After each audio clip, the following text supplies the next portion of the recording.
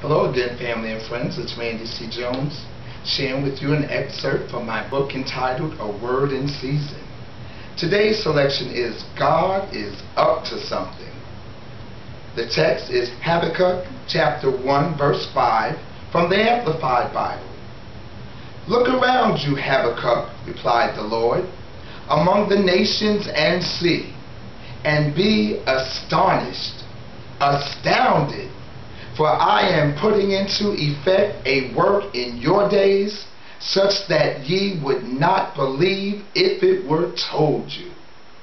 At times it might appear that God is allowing negative things to happen in one's life, as if He did not care about them.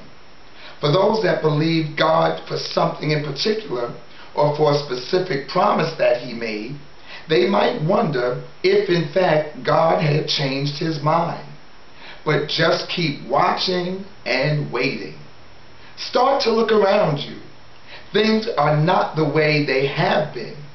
There have been and will continue to be changes going on.